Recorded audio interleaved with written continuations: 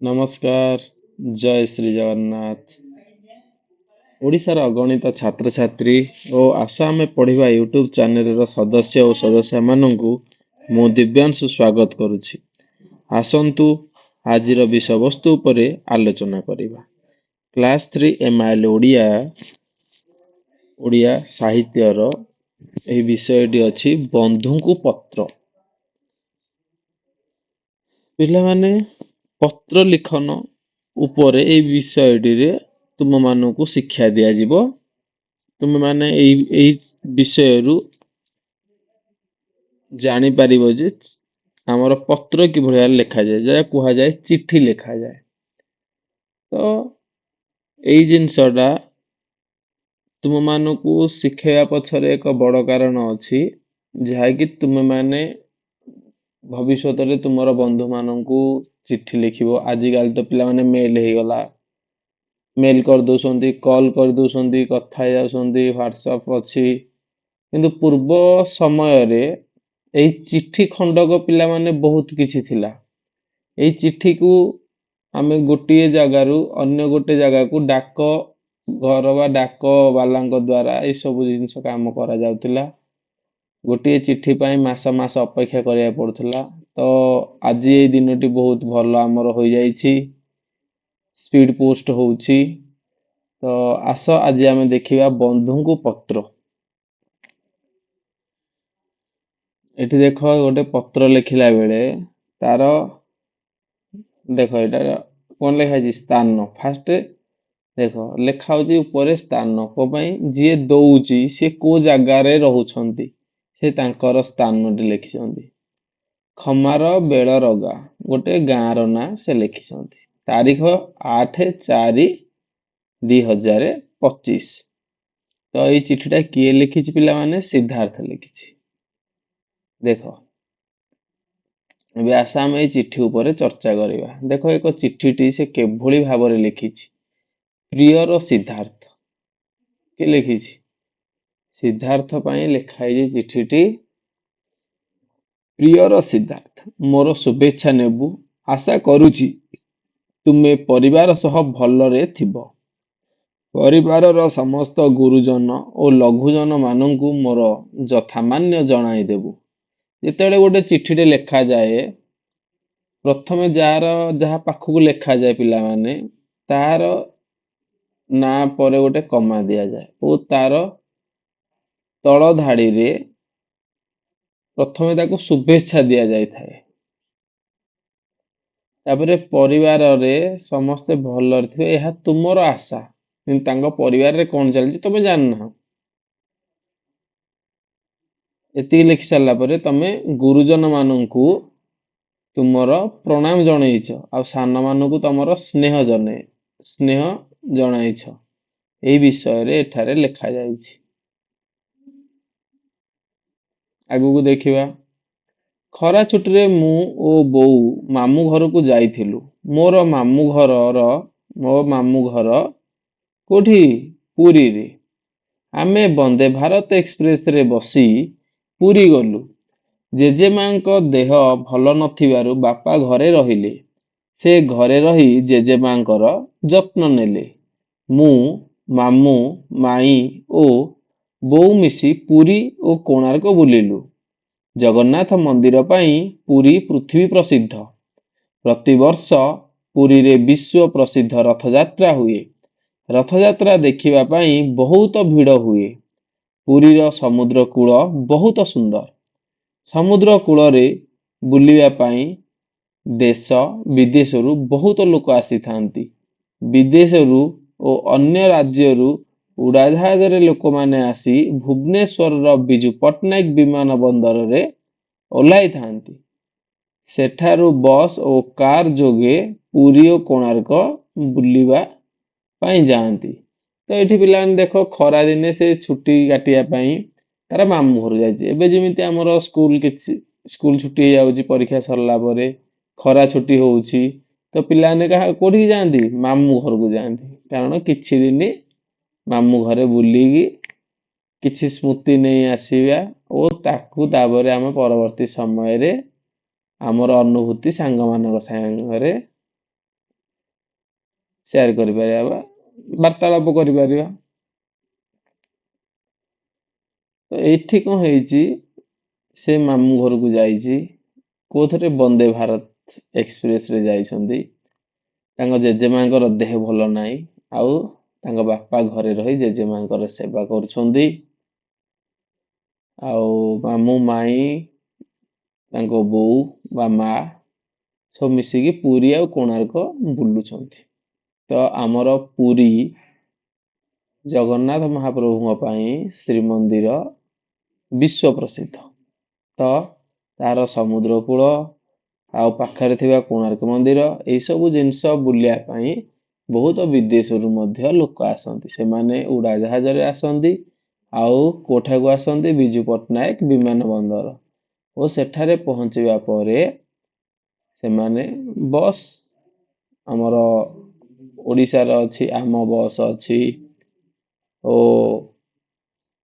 କେହି କେହି ମଧ୍ୟ ଓଡ଼ିଶା ଯାତ୍ରୀ କାର ହଉ ଓଲା ହଉ ପର୍ସନାଲ ଯୋଉମାନେ ବି ଭଡ଼ା କରିକି କି ଟ୍ରାଭେଲ ଏଜେନ୍ସିରୁ ଆସିକି କଣ ପୁରୀ ଓ କୋଣାର୍କ ବୁଲନ୍ତି। ତ ସେଇ କଥାକୁ ଏଠାରେ ସେ ଉଲ୍ଲେଖ କରିଛି।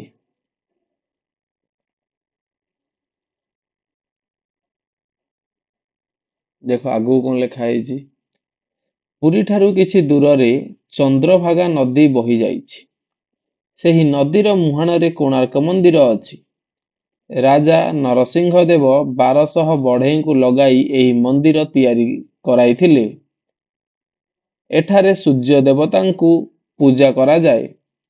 ମନ୍ଦିରଟି ଦେଖିବାକୁ ଠିକ୍ ଗୋଟିଏ ରଥ ପରି।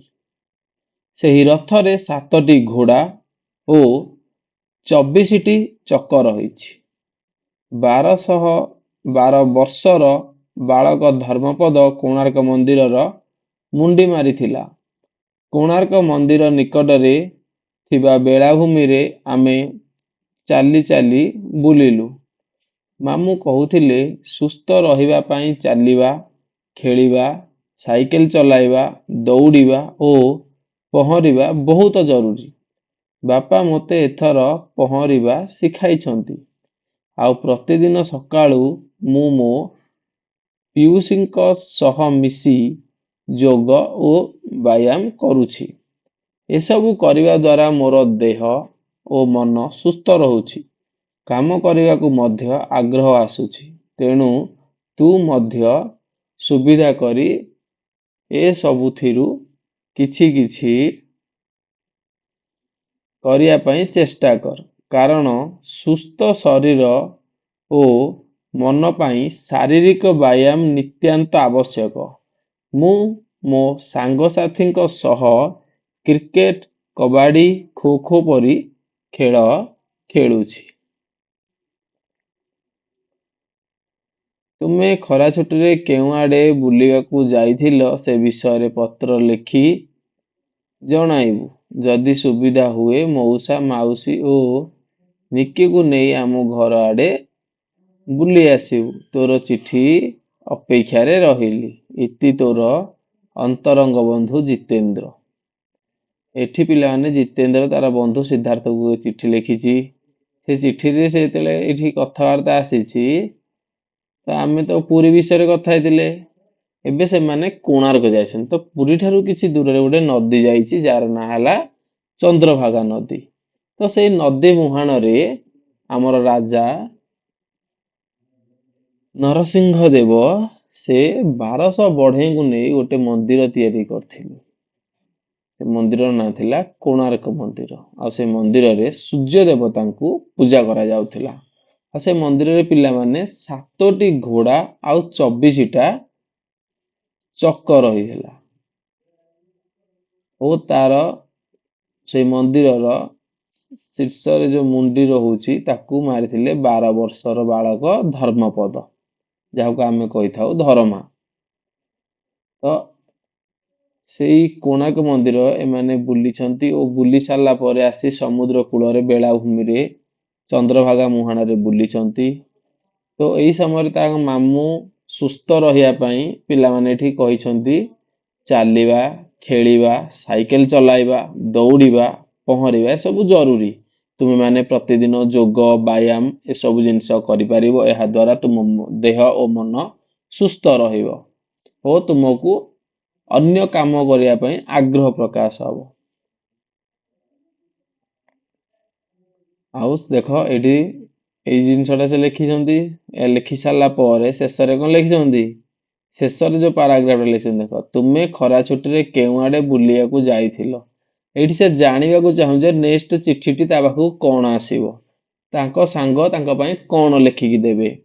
ତ ଏଇଠି ସେ କହିଛି ଯେ ତମେ ଯୁଆଡେ ବୁଲିବାକୁ ଯାଇଛ ତ ତା ଉପରେ ମତେ ଜଣାଅ।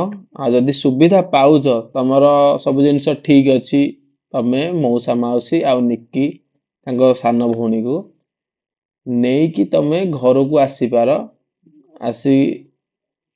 ଆସିପାରିବ। ଆଉ ତମ ଚିଠିର ମୁଁ ଅପେକ୍ଷାରେ ରହିବି। ମାନେ ଯେବେ ଆସିବ ମତେ ଟିକେ ଚିଠି ଆଗୁଆ ଦେଇଥିଲେ କଣ ମୁଁ ତମ ପାଇଁ କିଛି ବ୍ୟବସ୍ଥା କରିଥିଲି। ଏଇ ଗୋଟେ ପିଲାମାନେ ଏଇ ଯୋଉ ଚିଠି ରହେ, ଏଇ ଚିଠି ପାଇଁ ବହୁତ ଦିନ ଅପେକ୍ଷା ମଧ୍ୟ ଆଗରୁ କରିବାକୁ ପଡୁଥିଲା। ଦେଖ ଗୋଟେ ଚିଠିର ଲେଖି ସାରିଲ ତମେ ଆଗ ପଟେ, ଆଉ ତାର ପଛ ପଟେ ଦେଖ ଏଇଭଳି ଭାବରେ ରହିବ। କଣ ରହିବ? ପ୍ରେରକ, ଏଇଠି ରହିଲା କଣ ପ୍ରାପ୍ତେଷୁ, ଏଇଠି ରହିଲା ଟିକେଟ, ଏଇଠି ଗୋଟେ ଟିକେଟ ଲାଗେ ବୋଲି ଗୋଟେ ଷ୍ଟାମ୍ପ ପେପର ଲାଗେ ହେଲା। ଦେଖ ପ୍ରେରକ କିଏ? ଯିଏ ଚିଠିଟା ଲେଖିଛି। ପ୍ରଥମେ ଦେଖିବ ଗୋଟେ ସ୍ଥାନର ନାଁ ଲେଖା ହେଇଥିଲା, ଖମାରବେଲରପା ହେଲା। ସେ କୋଉ ଜିଲ୍ଲାରେ ଆସୁଛି? ପୋଷ୍ଟ ଅଫିସ ଲେଖା ହେଇଛି ହେଲା। ଦେଖ ଫାଷ୍ଟ ତାଙ୍କ ନାଁ ଲେଖା ହେଇଛି, ସେ ଜିତେନ୍ଦ୍ର ସାହୁ। ଗ୍ରାମ ଲେଖା ହେଲା ଖମାରବେଲରପା, ପୋଷ୍ଟ ଅଫିସ ସାହାନିଆପୁର, ଜିଲ୍ଲା କେନ୍ଦ୍ରାପଡା, ପିନ୍ ନମ୍ବର ଗୋଟେ ଥାଏ ପିଲେ 6 ଅଙ୍କ ବିଶିଷ୍ଟ ଗୋଟେ ଜାଗାର, ତମର କିନ୍ତୁ ଗୋଟେ ଫୋନ ନମ୍ବର ଅଛି ଆଧାର କାର୍ଡ, ସେମିତି ଗୋଟେ ଜାଗାର ଗୋଟେ ପିନ୍ କୋଡ, ସେଇ ପିନ୍ କୋଡ କହିଲା ମାନେ ସେଇ ଜାଗାକୁ ହିଁ ବତାଇଥାଏ। ତ ସେଇ କେନ୍ଦ୍ରାପଡାର ସେଇ ଜାଗାଟିର ପିନ୍ କୋଡ ଅଛି 754207। ତାପରେ ଆସିଲା ପିଲାମାନେ ଦେଖ ଏପଟେ ପ୍ରାପ୍ତେଷୁ। ପ୍ରାପ୍ତେଷୁ ମାନେ ଯିଏ ଚିଠିଟା ପାଇବ, ପ୍ରେରକ ଯିଏ ଚିଠି ଦେଇଛି, ପ୍ରାପ୍ତେଷୁ ଯିଏ ଚିଠି ପାଇବ।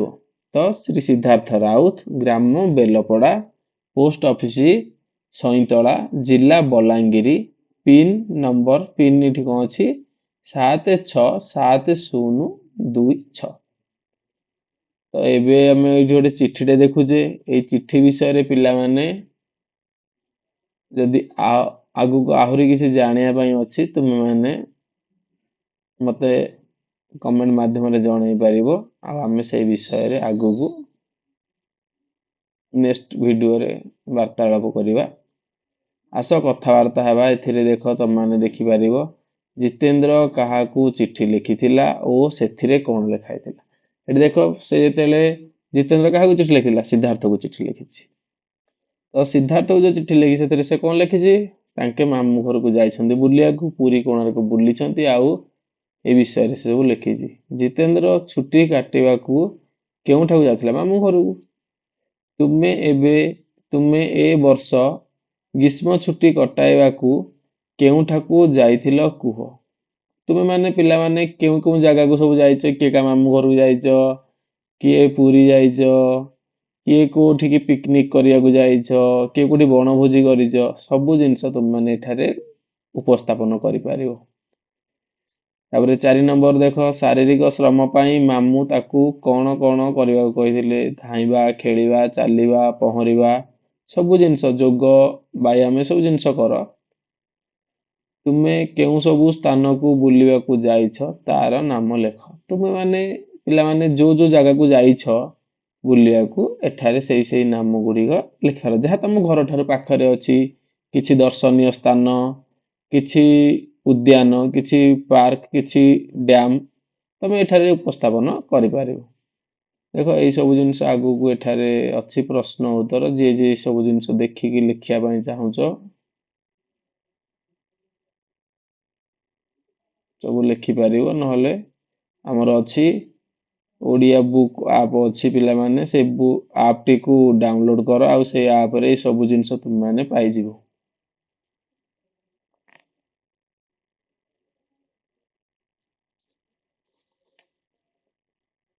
ଏହି ବିଷୟଟି ବର୍ତ୍ତମାନ ସମାପ୍ତ ହୋଇଛି।